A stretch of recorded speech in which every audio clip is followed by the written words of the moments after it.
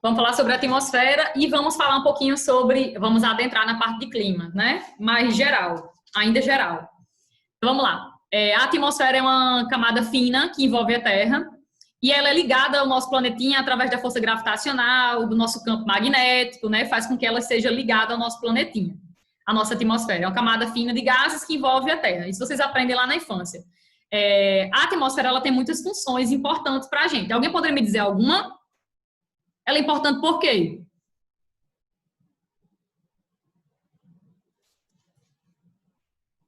Por que a atmosfera é importante? Ninguém. Oh, God, como vocês estão calados hoje, Deus me livre. Ela é importante porque ela consegue regular a temperatura ideal para sobrevivência na superfície. Ela é importante porque ela redistribui boa parte da água, né, que vai para a atmosfera. Então, boa parte da água que é evaporada, a atmosfera devolve para a gente através das precipitações. Ela é importante porque ela nos protege de contatos com corpos siderais, principalmente com meteoros, asteroides. Ela nos protege. Por exemplo, a Lua não tem atmosfera, né? É por isso que a Lua ela é cheia de crateras. Você olha assim para a imagem da Lua, ela é cheia de crateras, porque ela não tem atmosfera. A atmosfera é essencial para nos proteger de corpos siderais, do choque, né? Da radiação ultravioleta, né? E sim, nos protege também, perfeito. Também nos protege da radiação ultravioleta, né? A UV, proveniente do Sol. Principalmente nessa camadinha aqui da estratosfera. Vamos falar dessas camadas. Deixa eu ver se falta outra coisa. Tô que nem uma bala. Nos protege dos choques. Sim, outra coisa. Ela também é muito importante porque ela é na atmosfera que a gente vai encontrar uma camadinha aqui chamada ionosfera, que ela não tem esse nomezinho ionosfera aqui, né? Tá chamada de aqui no livro tá termosfera. A termosfera é onde a gente encontra grandes partículas de íons. E esses íons, eles interagem com os sinais de GPS, de rádio, de televisão, de celular. E é por isso que a gente se comunica, escuta música e tudo mais, acessa o GPS, é por causa dessa camadazinha aqui, a ionosfera. Eu já dei um spoiler. A atmosfera ela é dividida em camadas, 5 camadas principais. A que a gente tem mais contato, obviamente, é a troposfera, ela é a mais baixa de todas, que vai da superfície onde a gente está aqui agora até mais ou menos 12 quilômetros. Ela vai até mais ou menos 12 quilômetros.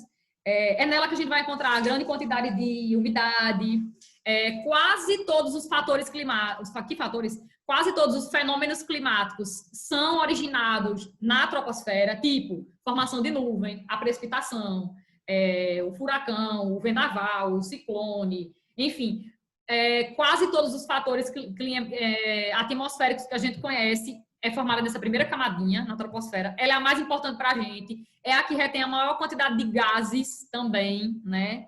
Que é essencial para a vida na Terra. É a maior parte que se concentra aí na troposfera. Estima-se que 80% dos gases que a gente tem na nossa atmosfera está nessa camada aí, na troposfera, na primeira. Cerca de 90% da umidade está nela e 80% do peso atmosférico também está nela. Ela varia de temperatura de 40 graus Celsius a menos 60 graus Celsius. A gente sabe que quando a gente vai subir em altitude, né? Quanto mais elevada a área, menor a temperatura. Então, a gente vai ver que na troposfera isso vai acontecer, né?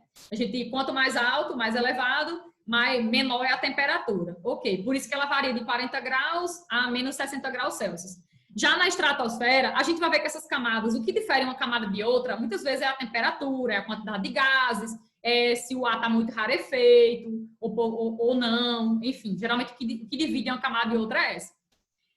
Então, por exemplo, a troposfera, quanto mais você subir nela, mais vai diminuindo a temperatura. Na estratosfera, é onde fica uma subcamada que a gente chama de camada de ozônio, né? A camada de ozônio, o O3, que vocês estudam, é uma camadinha, uma subcamada dentro dessa estratosfera aí. Na estratosfera, o que é que a gente vai ter? Essa camada, ela varia de temperatura. A estratosfera, ela começa a aumentar um pouco a temperatura no seu topo.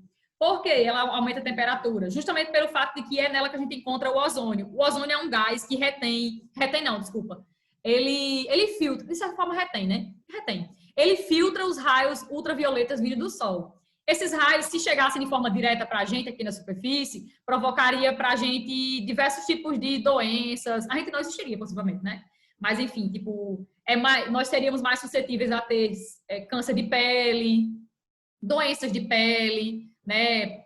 Coisas provenientes aí de um contato maior com a radiação ultravioleta. Oi, Maria Clara, quer falar? Ana Beatriz, e também tem os buracos, né, na camada de ozônio, você vai falar sobre isso? Sim, vamos falar.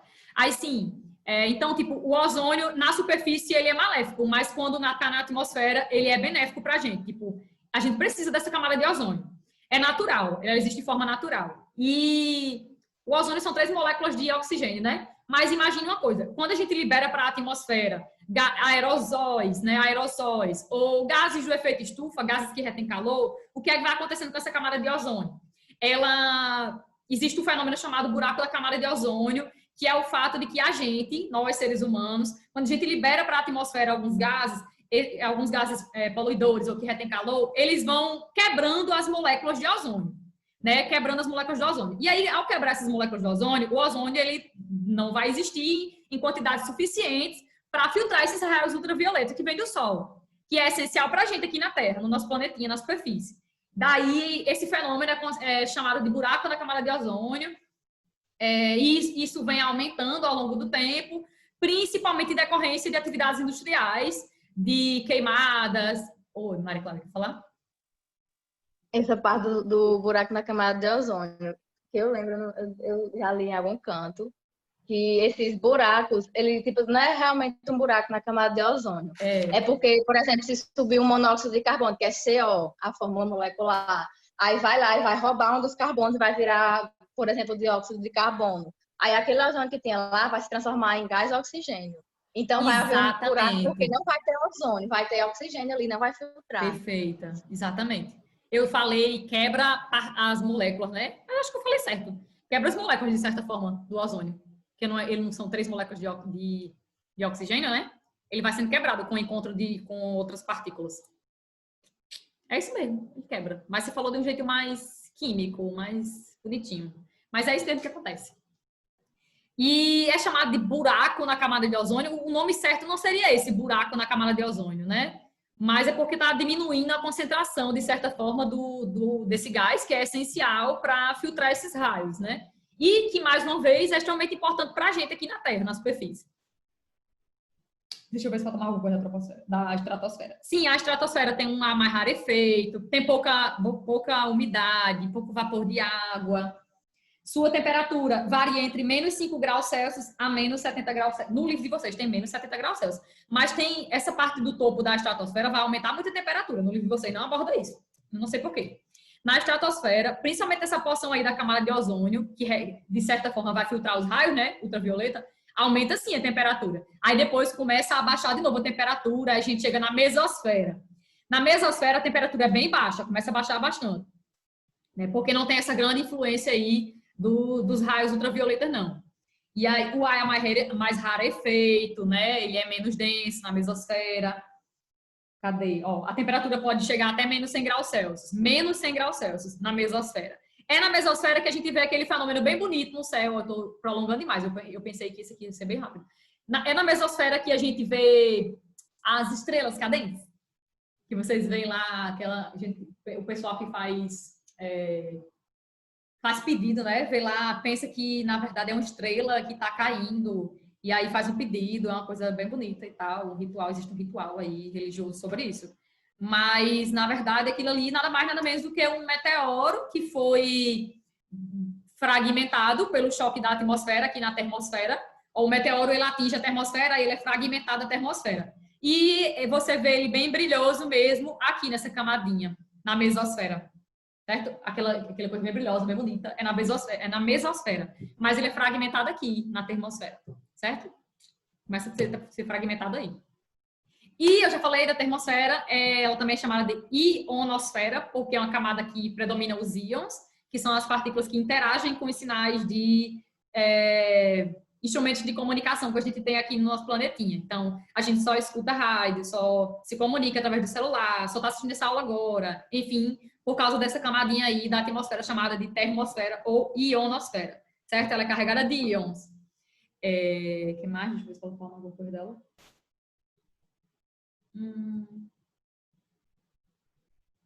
Olha aí, ela também tem uma temperatura bem elevada, ó. Tem grande quantidade de oxigênio atômico, fazendo com que absorva grande quantidade de raios solares e a temperatura aumenta mais uma vez. Na exosfera, que é a camada que está aí praticamente em contato, né, com o espaço, que é a última camadinha da nossa atmosfera, é uma camada que a temperatura aumenta muito, muito, muito, muito, porque nela a gente vai encontrar grande quantidade de plasma, que é um material que difere das substâncias líquidas, sólidas e gasosas. E é um material que, de certa forma, acaba retendo um pouco calor, certo? A exosfera é muito quente, e é a camada que está próxima já do espaço sideral. E outra coisa, acho que eu não falei desse aqui, falei não, é na exosfera que a gente vai encontrar aquele fenômeno da aurora boreal e a aurora austral. A aurora boreal e a aurora austral são formadas por causa do nosso campo magnético da Terra, que atrai partículas provenientes, partículas elétricas provenientes dos ventos solares, né? Chegam até o nosso campo magnético e promovem aquela coloração bem bonita no céu. E acontece aqui, na exosfera, nessa última camada da atmosfera. É aqui que ocorrem a aurora boreal e a aurora austral. Ana Beatriz, qual a diferença? A aurora boreal, boreal, ocorre no hemisfério norte. Então, se você estiver no hemisfério norte, ali no Canadá, na Groenlândia, ou em alguns países da Europa, ou até na parte da Sibéria, da Rússia gelada, você vai conseguir ver, possivelmente, a aurora boreal, porque ela ocorre no hemisfério norte. E no hemisfério sul, o hemisfério meridional, que é a parte sul, né? A gente vai ver o fenômeno chamado de aurora austral. A austral vem dessa questão de ser no sul, no hemisfério sul. E ocorre justamente pelo fato do nosso campo magnético que atrai partículas elétricas provenientes dos ventos solares. E aí promove aquela coisa bem linda, certo? No céu, que a gente acha maravilhoso. E ocorre aqui, na exosfera. Tá vendo? Tentei ser o mais rápido possível. Oi. Esses ventos solares que você falou é quando ocorre fusões nucleares, né? Lá no Sol. Isso. Aí vem o vento solar de lá. É muito interessante isso. É massa. E atinge os planetas. Exatamente. É isso mesmo. E a nossa atmosfera, ela meio que também nos protege, né? Desses ventos solares. Ela também nos protege. Ela é muito importante, é extremamente importante. Aqui tá falando, ó. Sim! Uma das partes mais importantes eu não falei. Muita coisa. O gás predominante na atmosfera é qual, hein? Qual o gás que é mais abundante na atmosfera? É o nitrogênio. Nitrogênio, né? O aluno pensa logo em oxigênio, mas não é o oxigênio. O gás mais abundante da atmosfera é o nitrogênio, em seguida vem o oxigênio. Nitrogênio que compõe basicamente 78% da atmosfera, a gente tem 21%, 20 e alguma coisa, de oxigênio, 0,093%, deixa eu ver aqui se é esse dado mesmo que eu estou mentindo. Não, é 0,93% de argônio, aí tem uma porcentagem mínima de gás carbônico e de uma infinidade de outros gases, certo? Mas a porcentagem é muito mínima, é muito pequena, geralmente é 0, alguma coisa, certo? Em porcentagem. Mas o gás meio predominante, os gases predominantes são 3, né? Que é o nitrogênio, que é o mais abundante, o oxigênio, que é o segundo mais abundante, e o terceiro mais abundante, o argônio, 0,93%. E seguido pelo gás carbônico e outros gases. Ok. Deixa eu descer. Aí vamos para uma parte maravilhosa. Geral, né? Também geral, de clima, de atmosfera. Tempo e clima. Qual a diferença de tempo e clima? Isso vocês já sabem, né? Eu acho que não tem mais dúvida, eu tenho dúvida. Qual a diferença de tempo e clima? Quando eu falo assim, o clima de Caicó... Não, o clima não. Caicó hoje está seco. Não, peraí. Deixa eu dizer de outra forma mais bonitinha. Caicó está chovendo. Caicó tá nublado e a umidade relativa do ar está muito alta. Caicó está nublado e a umidade do ar está muito alta. Eu estou falando do tempo ou estou falando do clima? Do tempo. Caicó tem características quentes e secas. Tempo ou clima? Clima. Pronto. Então, a gente percebe que o clima é meio que um dado permanente. E o tempo é um dado momentâneo.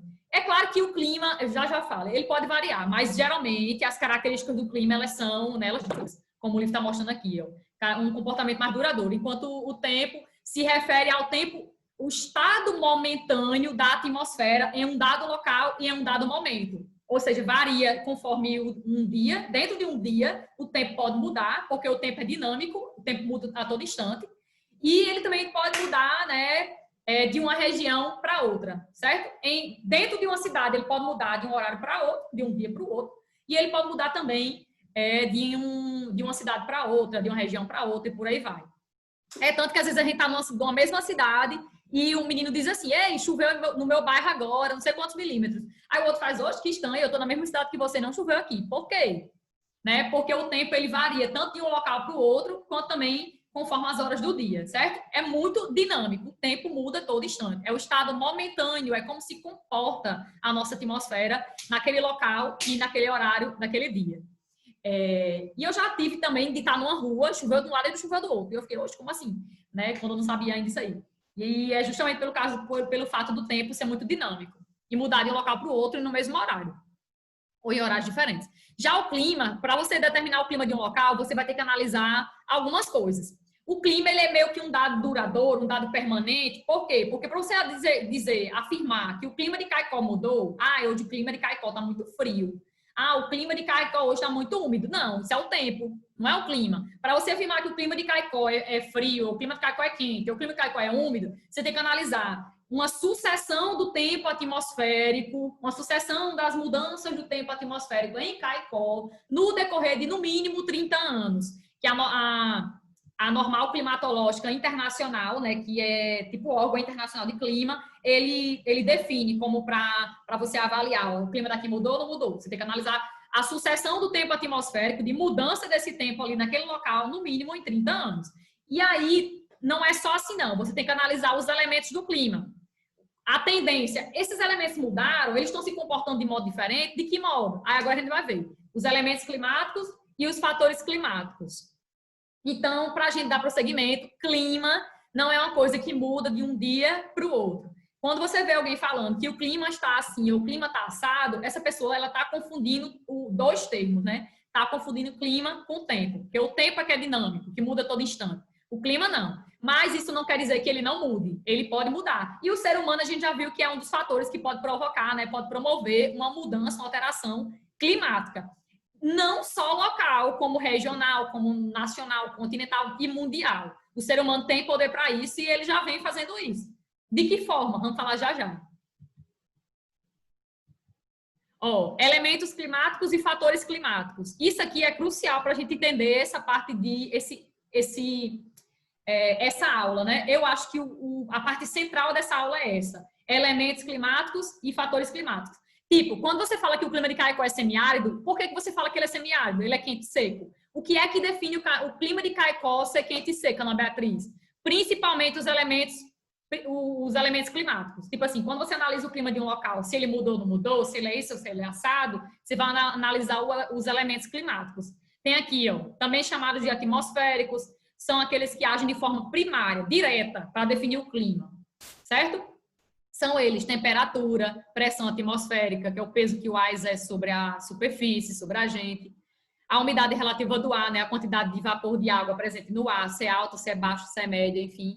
Ventos, a direção, velocidade dos ventos, também define o clima. E a pluviosidade, se é alta, se é baixa, se chove muito, chove pouco, né? Esses 5 elementos aí, eles são essenciais para você definir o clima de um local. Aí, os fatores climáticos, eles seriam elementos secundários. Tipo assim, eles podem interferir na definição de um clima. Eles podem interferir. Por exemplo, eu posso estar dentro da zona tropical e, sei lá, o clima ser um clima frio. Pode. O que é que faz com que isso ocorra? É um fator climático. Qual o fator climático? Ou quais? Eu posso estar dentro da zona tropical, que é a zona mais quente do globo, mas tem um clima frio. E aí? Aonde? Altitude. Altitude, relevo, né? Altitude e relevo, principalmente. Altitude e relevo. Eles juntos aí contribuem maciçamente para fazer com que esse clima seja frio. Clima frio de onde, Ana Beatriz? Cite um caso aí, então, Cordilheira dos Andes. Aqui, a parte da Cordilheira dos Andes que está dentro da zona tropical, está dentro da zona tropical, que é a zona mais quente do globo, mas se você estiver lá no topo, o clima vai ser frio. E da mesma forma, por exemplo, traga a realidade para a gente, você pode estar dentro do Rio Grande do Norte, que é um estado que está muito próximo à linha equatorial, que é quente, né? Geralmente a gente sabe que, Outro fator climático é a latitude. Latitude baixa indica que você está muito próximo do Equador. Então, indica que aquele local é quente. Então, é um fator. Mas se você tiver outro fator em comunhão, conjugando ali, pode fazer com que haja uma alteração, né, no clima daquele local. Exemplo, eu estou subindo a Serra de Martins, Rio Grande do Norte.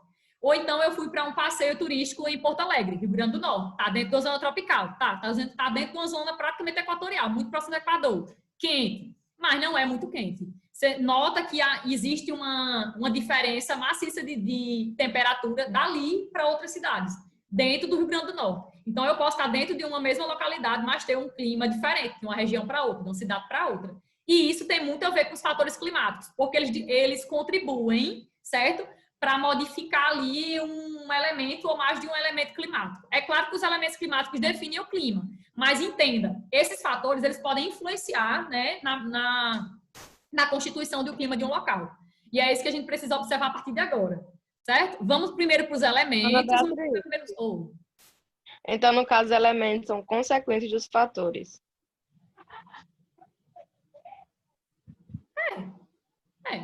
Isso mesmo. Eles são influenciados pelos fatores.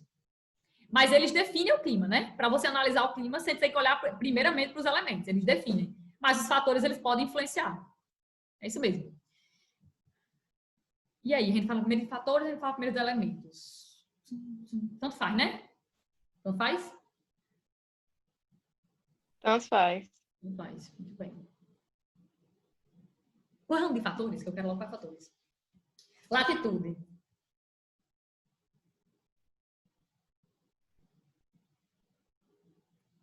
Olha que linda. O que é a latitude? Latitude é a distância medida em graus de qualquer ponto na Terra em relação à linha do Equador. Latitude, a gente divide ela em latitude baixa, média e alta. Vocês já viram isso esse ano. Ela varia de 0 graus no Equador, na linha do Equador, e ela vai subindo, ó, em direção aos polos norte ou polo, ou descendo em relação ao polo sul. Mas é sempre em relação aos paralelos, certo? Você vai contando 90 paralelos ao norte, 90 graus de paralelos ao norte, 90 graus ao sul. Aí vai dar a sua latitude. Sim, latitude baixa seria aquela latitude próxima de zero. Então, latitude baixa seriam países, cidades que estão próximas à linha equatorial. Baixa, né? Zero, próximo de zero. Caicó, que tem uma latitude variando entre 4 e 5 graus. Nossa latitude é uma latitude baixa, certo? Baixo sempre vai ser ali próximo ao Equador, porque é próximo de zero. Que é o que começa a medir, né, a latitude do globo, é a linha do Equador. Ele é um marco de latitude. E aí, quando você estiver aqui, ó, no trópico de Câncer, o trópico de Capricórnio, você está aí se endereçando para uma área de latitude média. Latitude média indica o quê? Que você está numa zona aí, né, intermediária. Se latitude é a distância medida em graus de qualquer ponto na Terra em direção ao polo, e varia de 0 no Equador a 90 graus no polo, norte ou sul, para norte ou para sul. Então, quando você estiver numa zona intermediária, zona temperada, por exemplo, quem estiver num país de zona temperada ou em locais de zona temperada, dentro de um país, vai estar dentro de uma latitude média. E latitude alta indica que você está, o quê? Nos polos. Você está próximo de 90 graus, está próximo do máximo. A latitude, ela interfere nos elementos? Claro que interfere. De que forma? Olhe para os elementos. De que forma a latitude pode interferir? Já vai contar aqui, pessoal. De que forma ela pode interferir na temperatura? Quanto mais alta a latitude, maior ou menor a temperatura? Menor? Menor. Perfeito. Quanto mais alta a latitude, você está aí próximo aos polos, né? Está aqui nos polos. Temperatura é mais baixa. Ok. Quanto mais baixa a latitude, indica que a temperatura, possivelmente, ela é maior. E aí, se você está na zona temperada, depende da estação do ano, né? Depende da estação do ano. Se vai ser verão, inverno, outono, primavera. Depende. Pronto. Falamos em relação à temperatura. Pressão atmosférica. Se você está na latitude alta, a pressão atmosférica vai ser alta ou vai ser baixa? O peso que o ar exerce sobre a superfície. Áreas frias. A pressão atmosférica é maior ou menor? Maior. Perfeito.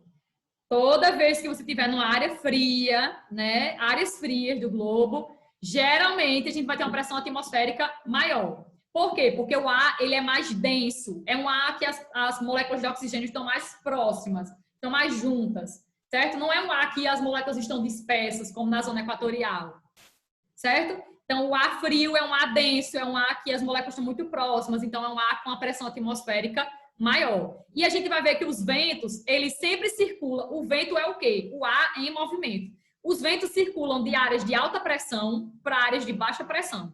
Os ventos saem de zonas frias para zonas quentes. Eles circulam dessa forma. E aí, ó, mais uma vez, né? Quanto maior a latitude, significa dizer o quê? A temperatura é mais baixa, a pressão atmosférica é mais alta, é elevada, na verdade, e é uma área que dispersa ventos. É uma área que é dispersora de ventos, né? É a área aí anticlinal ou ciclinal? Ciclonal? Anticiclonal ou ciclonal? As áreas frias. Ixi, eu acho que é anti. É anti. Vamos falar disso já, na próxima aula. Ana Beatriz, aí no caso as altitudes, elas têm tipo, como a pressão é maior, o ar é rarefeito, né? Se o ar é rarefeito, por quê? Não é quando O ar rarefeito não é um ar com menos oxigênio, né? é. Então, no caso, o Não. ar é rarefeito quando tem uma altitude